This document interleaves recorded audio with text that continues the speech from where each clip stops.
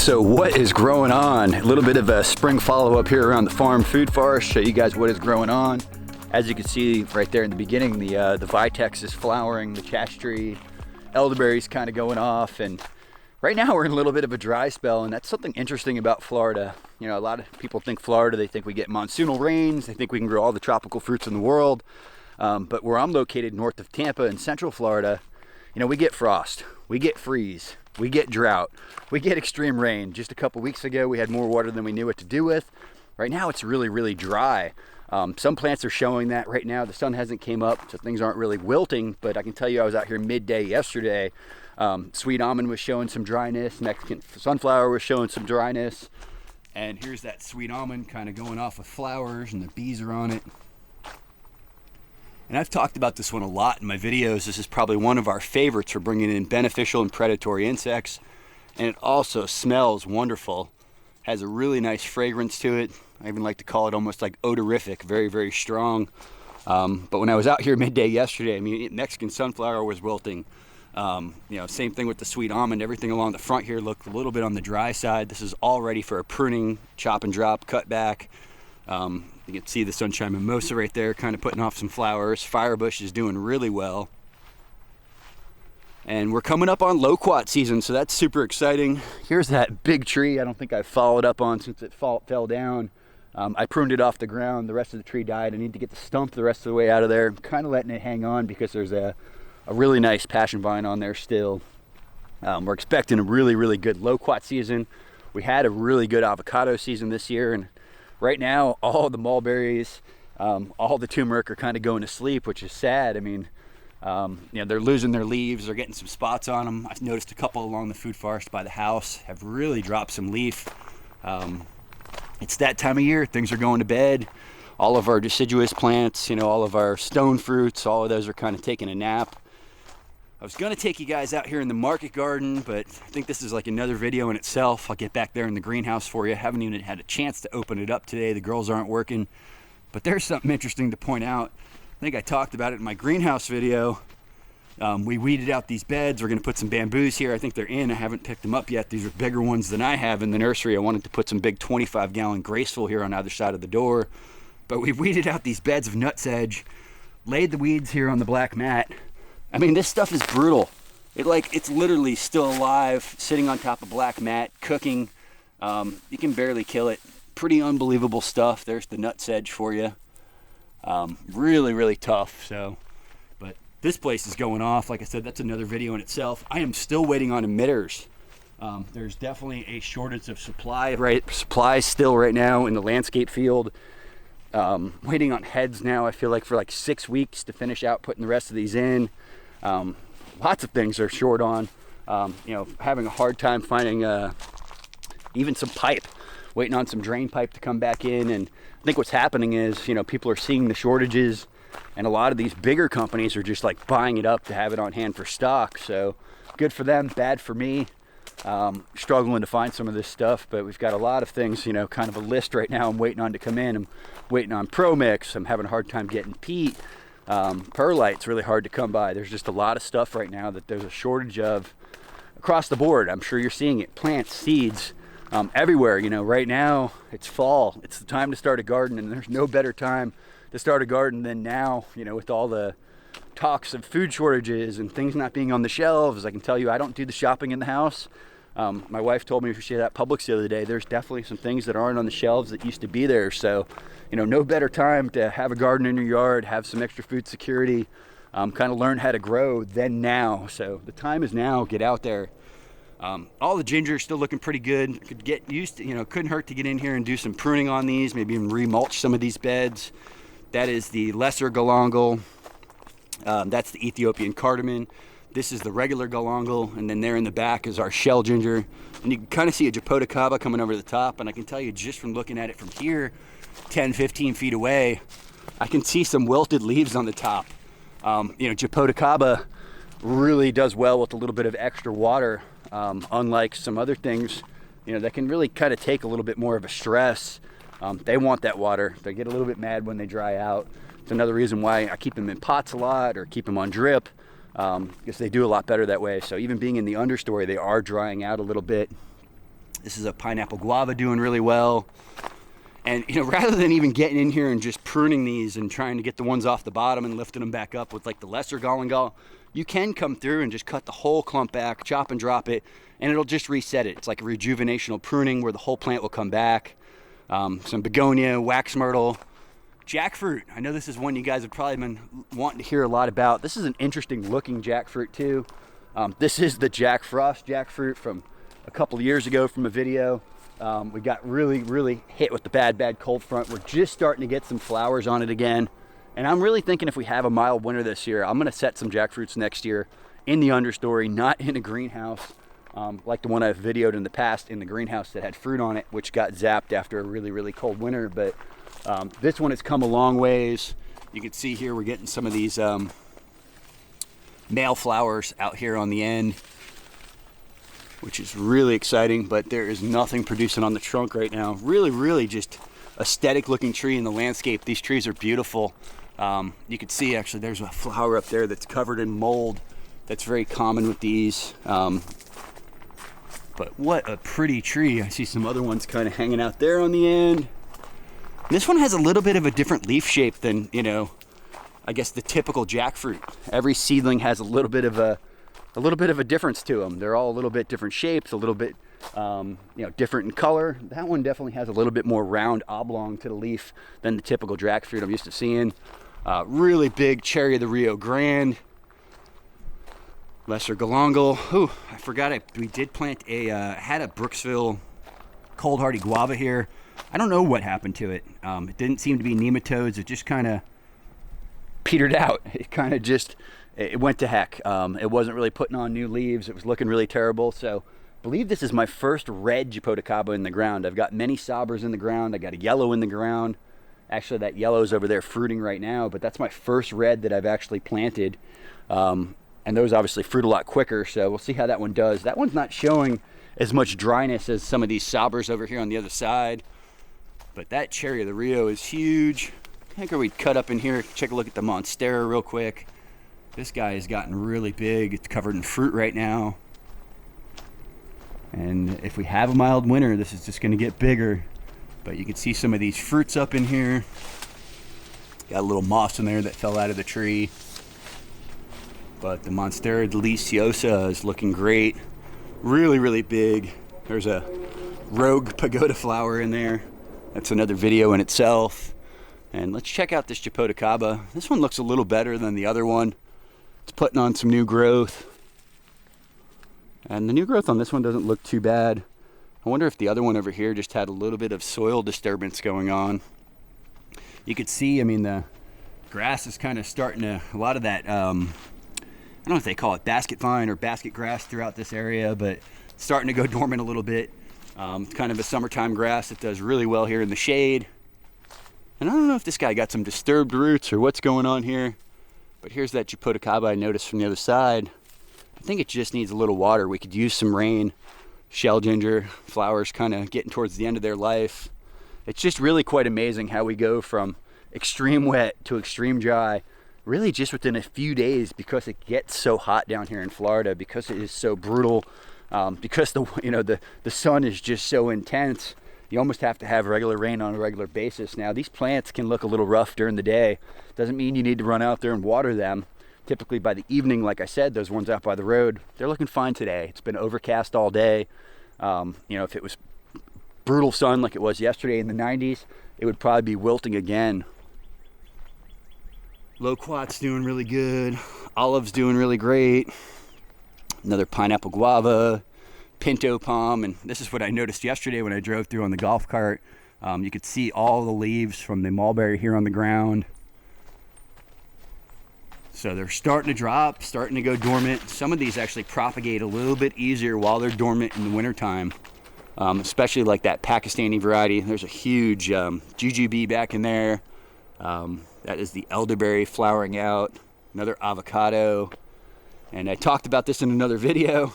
I haven't had a chance to feature it yet, but this is an air-layered Cercopia I got from a friend out in Plant City. He's a rare fruit collector. His name's Charles Novak. He's got a lot of fruits actually named after him. He's got a Japoticaba, he's got a Loquat. He had this thing fruiting in Plant City with no protection. He hasn't protected it in the last few years. When he first put it in, he had overhead irrigation set up on his farm. He hasn't used it in a long time. I didn't think we can grow Cecropia here. I think that Paul's probably in almost the same zone climate kind of I am here, a little bit further south, but much further inland, where I'm a little bit further north, but closer to the coast. So we'll see. If we have a mild winter, there's a really good chance we'll get some Cecropia fruiting next year. Caliandra, this is the pink Turk's cap, and this is the red Turk's cap, kind of side by side. Another one of our mulberries kind of starting to lose its leaves, and all of these turmeric varieties are starting to kind of go dormant here going into the winter. Bananas have been very abundant this year, and that's something I should point out. There has been no lack of bananas. There has been no lack of carambola. There has been no lack of Japoticaba around the farm. We are dripping in fruit. If there was something I could say I had abundance of that was thriving on neglect, that is constantly fruiting around here, that is definitely the star fruit. That is definitely the bananas. I think I probably get a rack every 2 weeks now. If I don't get them, the animals don't get them. If the animals don't get them, the nursery staff gets them. So everybody's eating bananas around here. Sometimes when you have this many racks, this many bananas, you just can't keep up with it. But I'm going to pan over to this side, right through this macadamia nut, and you'll see some star fruits here kind of hanging behind me. I believe this is that Kerry variety. I was just at Jim's house the other day, and I'm probably going to start bringing him some of my fruit, maybe trading for some of his vegetables. Whoa! And these are really great fresh out of hand. Really awesome when you cut them in the star shape, put them on a glass. They're just a pretty looking fruit. Really good juiced, really good dehydrated. Probably have like 8 or 10 varieties. And like I said, one tree can produce 2,000 pounds of fruit a year. I probably have 15 of these in the ground. You guys do the math. We've got a lot of star fruit, so. And that one is absolutely phenomenal. I think that is the Kerry variety. I have some macadamia nuts around here doing really well. The spiral ginger kind of getting towards the end of their life. By end of their life, they're not going dormant, but they're not putting off the nice fresh cones. And they're not putting off the side flowers anymore. So let's kind of step into the backyard. Then I'll take you guys over to the Syntropic system, kind of show you what's growing on.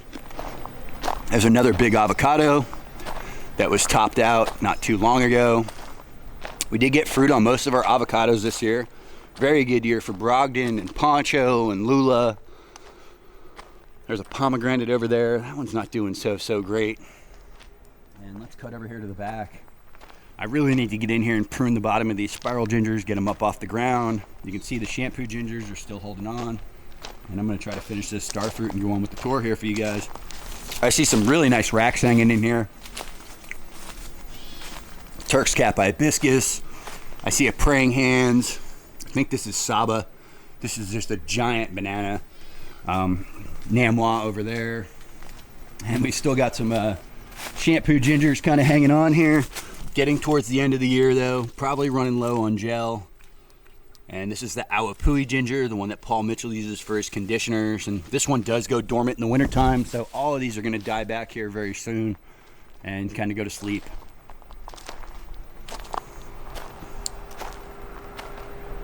Guys, this place has turned into a jungle. It's gotten kind of out of control in a good way.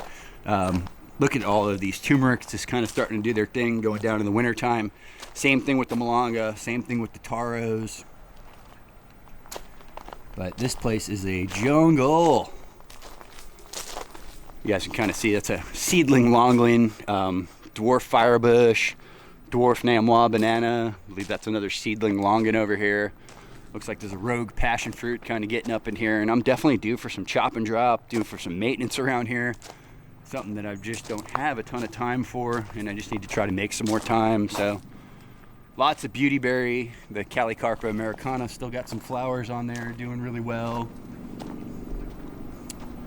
And welcome to the jungle. So it's kind of going crazy in here. There's some pink Turk's cap. I need to get back in here and mulch the trails, get some vines off some stuff, prune back some bananas. I think we're gonna have a week here soon where I got some fill-in time where I can work in the nurseries, around my own place, get back in here, cut some stuff back. I mean, look at the size of that rack. That's a big Orinoco rack. Some star fruit here on the ground. I need to come through, pick them up, bring them into the chickens. This is that Flying Tongue variety. Whoa, look at that big boy. So doing really well with starfruit. Like I said, I mean, look at these things. They are flowering, fruiting all year long. That's one that, you know, we can't even get to fast enough. Everywhere I look, there's starfruit. There's another starfruit tree back in there. Another starfruit tree right here. This one doesn't have fruit. The one back in a little further does. Like I said, I've probably planted about 15 of those here. That's definitely one that I went a little overboard with. But no lack of starfruit. We could make some starfruit wine. Like I said, we could dehydrate it. We can juice it. So there's many different ways to use the starfruit. Here's a Sabra variety of the Jipotacaba that I planted years ago. Probably my oldest one here on the farm. It's probably about 9 foot tall now. Still not fruiting. It was probably a 5 or 6 year old tree when I planted it. Probably been in the ground 5 years. So these do take a little while to start putting on some fruit. Oh, spider web. I did not come out here and look around before I came out with the camera. So I'm getting all kinds of surprises here today with you guys too. Big old coconut cream mango. Thinking if we can get through this winter, there's a really good possibility that get some fruit on this one next year.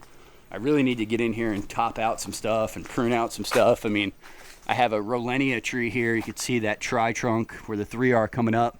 That's probably 25, 30 feet tall. It is a monster. It is ready to be pruned back. They can go a little bit dormant in the wintertime. I like to strip the leaves. Tends to stimulate them and get them fruiting a little better. Same thing with the sugar apples. So need to get in here and do some pruning.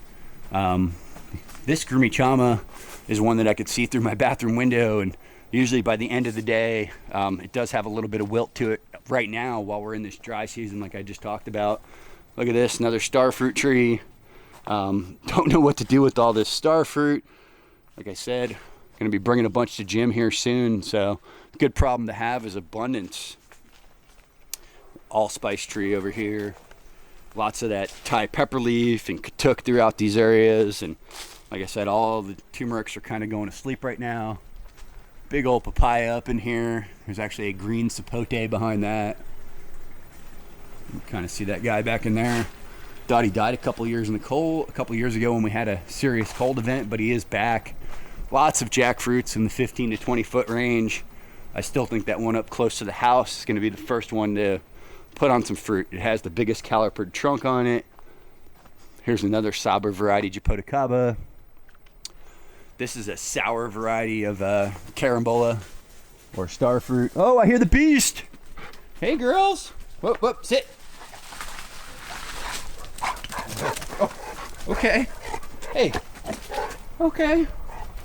We did get some sugar apples this year. I don't think this one put on any fruit, but I know that this one right here had about 4 or 5 fruits on it. One around the corner had 4 or 5 fruits on it. They did pretty good for being in dappled light like that. Here's another cluster of jackfruits. And what happened here, guys, I get a good jackfruit. I walk around, I direct seed these in place around the farm. And I should probably come in and thin a couple out, put all that energy to the big tree. You know, every one of those jackfruits I seeded, kind of thinking they wouldn't all take, they all took. So I have an overabundance of jackfruit around here, which is a good problem to have, especially if they're fruiting. So we'll see what happens. This winter will be the telltale. Lychee, that is a rogue magnolia, nature planted. White sapote, Inga. This is the ice cream bean, putting on some new growth, doing really good. These have gorgeous new growth on them. This is an awesome nitrogen fixer for your food forest and Syntropic system. Also makes a pod that you can eat the flesh off of the seeds. Pretty looking tree. What are you doing? I don't know if you guys heard that stomp, but this dog is a beast. We have not seen an armadillo on the property. I can't remember in how long. She catches squirrels, she catches rats. You know, she eats their heads off. I don't know what she actually eats them, but she rips their heads off. Typically brings them back to the house. She's mind-blowing what she can catch for a big dog. Kiki is 115 pounds, so pure muscle. A lot of times I see her out hunting the bananas when they're in the banana, or hunting the squirrels when they're in the banana trees. And because the tree's so light in comparison to her, she can pounce the tree, literally knock the squirrel out. It's kind of keeping the population in check. So, hey, what's up, big girl? I think she could easily pounce on Ginger, but she likes to play, so she lets Ginger kind of knock her down a little bit. Ginger's obviously like 100 pound or 60 pounds. Kiki's like 115 pounds. So there's quite a bit of muscle and weight difference there. Here we go. Lots of more beautyberry. This is my biggest macadamia nut tree on the farm. This one's probably in the 20 to 25 range. It's a pretty big tree. Goes way up there. It's flowered a couple of times. I don't know if the squirrels always beat me to the fruit. I haven't seen too many fruits. There's a Mexican sunflower with some flowers on it, way up tall there, and they do flower when they get tall. We got a couple that are starting to do it now. All right, so tomorrow is the big day, shipping day. All the live plants will be heading out. And this is one of my original star fruits, so this guy is huge. Been topped out multiple times, fruits all the time. This is the, I think this is the Shriekum Bangin variety, very sweet. You can see flowers on here, fruit on here, all always at the same time. Green ones on here. Can't quite keep up with these trees. Big old Mexican sunflower that needs to be cut back.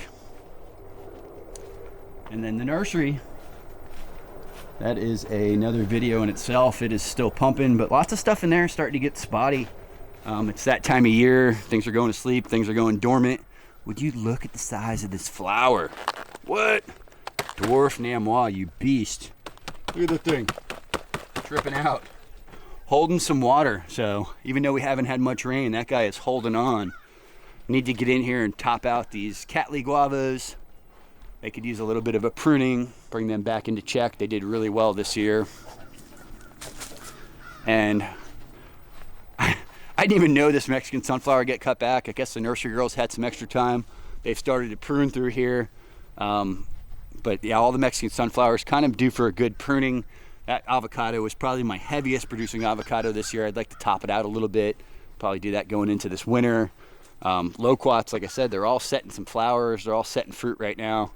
Looking like it's going to be a really good loquat year. And look at these big olives. Sugarcane's getting towards the end of its life. Turmeric is going to sleep. And, you know, I put all of these logs along here probably 6 or 7 years ago to act as a border to kind of maintain this bed. And they're finally at a point where they're disintegrating and rotting. And I've started to kind of relay. One of the tree guys brought me a pile of cypress logs, and I started to put those along the front. And this year, after everything goes to sleep, I'll probably get in here and just heavily mulch this whole area.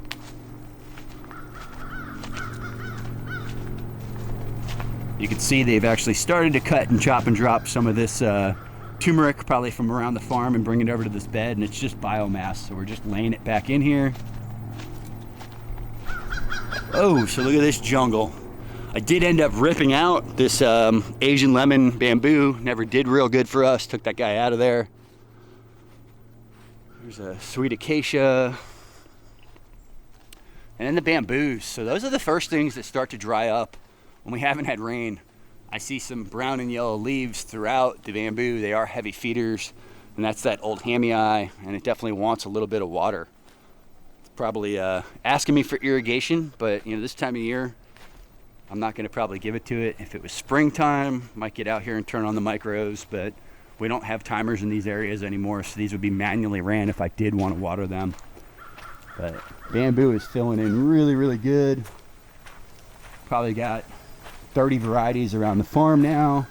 And I have some shoots of the Dendrocalamus asper and the giganteus that are bigger than my leg.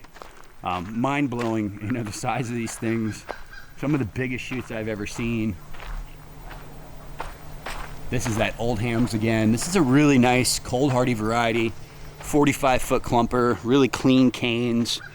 Probably one of my favorites here on the farm for cold hardiness, because if we get a rough winter, those big ones I was just talking about with giant shoots as big as my leg, they're gonna get smoked. They tend to lose all of their leaves. They do come back, but they will lose all of their leaves. Here's a really good size shoot right there coming up. Not quite a legger, maybe a lower leg, but look at the size of this guy. Whoa. I mean, look at this thing. What? It's got a little bit of that white on there. Gigantic. I know I have the Dendrocalamus asper over here. And a real good telltale of when we're in dry season is, you know, a lot of my oak trees, these big giant oaks, which I love, they're probably my favorite feature here on the farm, they have this resurrection fern on them. And literally, as soon as it dries out, the fern goes from green to brown. So it's it's really a sign that we're dry. It hasn't rained in a little bit. We need some water. Kind of the plant telling you it's dried out. So when we're in rainy season, that stuff's green, lush all summer long. When we start to dry out a little bit, it turns brown like that. We've got a chaya tree practically right here. This is like a 20-foot chaya. Gotten a little out of control. Could definitely use some chop and drop, bringing it back, reset. Where is this asper? There it is. So here's one of those asper shoots I was telling you guys about. Maybe not quite leg size. I might have been exaggerating just a little bit, but that thing's every bit of 6 to 8 inches. Just a huge shoot. And that guy goes almost all the way out the canopy of these big oaks. I don't know if you guys are catching that. The light's blowing it out, but they are just huge. Another one, I could probably use to get in here and do some chop and drop, cut it back. Those typically get set back in the wintertime. But this place is a jungle. So I get people asking me all the time, when is the best time to plant a tree? I always say the first thing is about 20 years ago, but second best time is now. Planting deciduous trees in the wintertime is totally fine. The only thing that we avoid planting down here in the winter, and that's typically January and February, are the things we're pushing the edge on. The subtropicals, the ultratropicals. So, if you're trying to get a food forest started, you're trying to wait to spring, it's super dry in spring. It's really hard to get it started. So I would say if you're planting mulberries and peaches and plums and persimmons and pears and figs, all that stuff, it's actually preferred to be planted in the wintertime. It's things that you're pushing the edge on. Maybe not really supposed to be growing that starfruit tree. Stick a flag in there, write starfruit on it. Plant that one when it gets a little bit warmer out. So, you don't have to get those subtropicals in when we have that chance of freeze, but just mark them. Leave a space for them. When you're spacing out your trees, mark those trees out in the landscape and plant them when it warms up a little bit. But otherwise, you can almost plant down in Florida all year long, at least in central Florida and south. So, you guys ready to see that Syntropic system? I'm gonna shut up. Hold tight.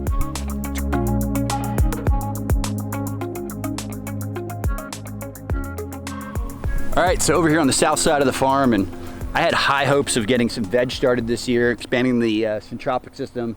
And I'll just be straight up with you, that is not gonna happen. Pushed myself a little bit too hard. Don't have enough time.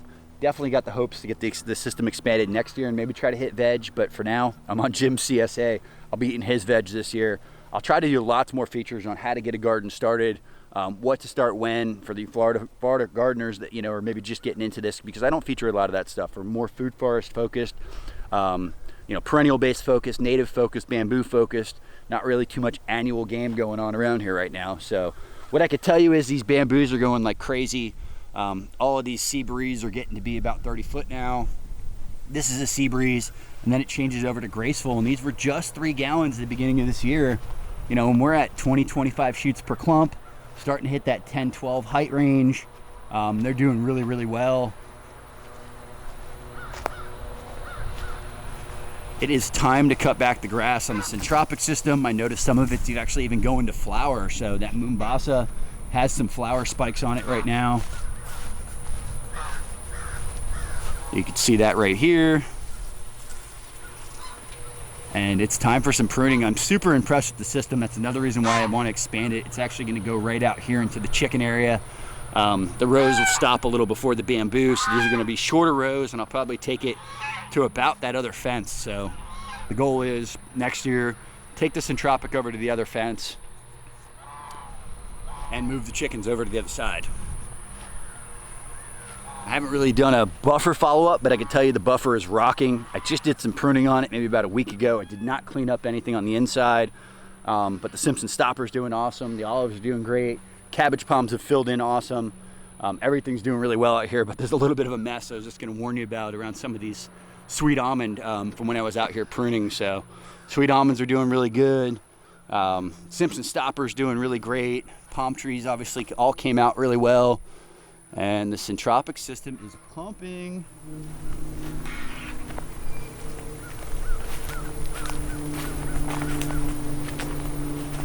Irrigation hasn't been on out here in a while, and I should probably kick it back on just because it's been so dry. But we don't have a lot to harvest out here. I don't think it really needs that extra love and attention right now. Oh, I'm seeing some flowers on the Mexican sunflower.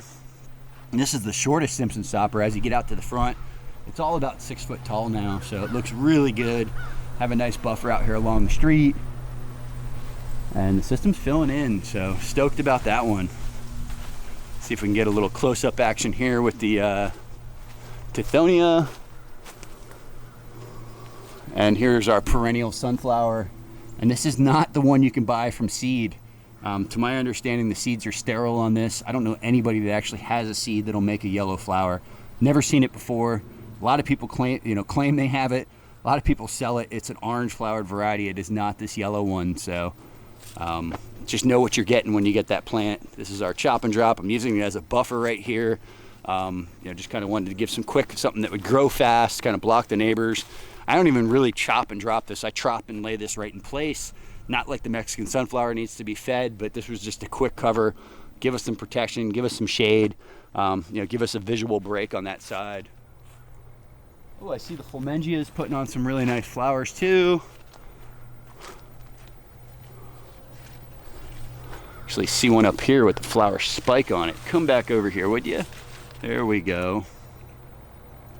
And this is that Flamingia macrophyllus, I believe. Avocados are doing really good. Moringas, all the nitrogen fixers got cut back. I did this probably about a month and a half ago, but it is definitely time to cut it back again. So, all right, guys, I will get out here and make you another follow-up video when I cut back the Syntropic system. Got a lot of follow-up videos to make. Got probably a follow-up chicken video, follow-up mulch video. I got a bunch on my list right now. Jim is back in town. Going to be helping him pick some sweet potatoes this week coming up, but I just wanted to give you guys a quick run around the farm, show you what the place was looking like before winter gets here, before we potentially get some freeze damage. So hope everybody is doing well. Hope everybody is out there gardening. Most importantly, hope everybody out there pounding dirt. So get out there, pound dirt, start a garden.